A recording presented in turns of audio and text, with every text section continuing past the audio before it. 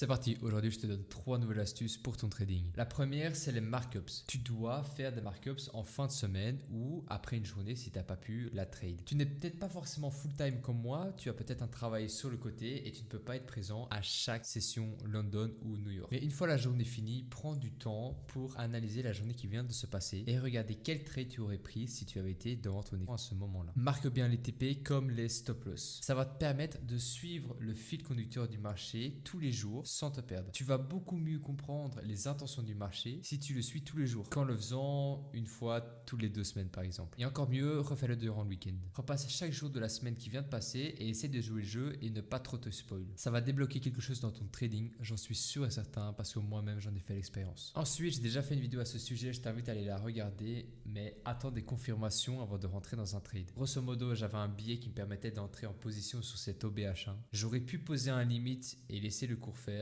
mais j'aurais fait seulement que 2,10 R. En attendant des confirmations, une prise de liquidité et dans mon exemple une bullish close parce que je cherchais un long, je peux augmenter mon RR jusqu'à 4,3. Là aussi, fais bien attention à tes entrées et à les confirmations que tu as pour entrer dans un trade. Personnellement, je favorise le market aux limites. Je n'entre quasiment jamais en limite. Comme troisième astuce, je peux te conseiller de marquer les OB en partant de leur corps. Ne compte pas cet OP depuis la mèche au-dessus, mais depuis son open price. Si on voulait prendre un long ici, comme on peut voir, le prix a touch le corps de l'OB avant de pump. Je ne prendrai jamais de trade pour reversal si le prix ne touche pas le corps de l'OB. Pour trade la continuation, là, il n'y a pas de problème. Je suis en tendance haussière, je cherche des longues, je ne vais pas attendre que le prix aille toucher le corps de cet OB. C'est seulement lorsque je prévois un reversal. Là, je vais attendre une zone de POI bien précise qui est sur le corps de l'OB. Voici un exemple, c'est d'ailleurs un trade que j'ai pris et je vous ai présenté dans mon dernier TikTok. Cette mèche ne touche pas le corps de cet OB. Le fait qu'on suive cette leak et qu'on a une réaction et une rejection de cet OBH1 me sert de confirmation pour entrer en short. Mais bien sûr, il ne suffit pas que de ça. Mais cette confluence à rajouter dans votre plan de trading et qui pourrait augmenter votre win rate. N'oubliez pas que le premier objectif en trading est de trouver une stratégie qui est rentable et de la backtester en démo.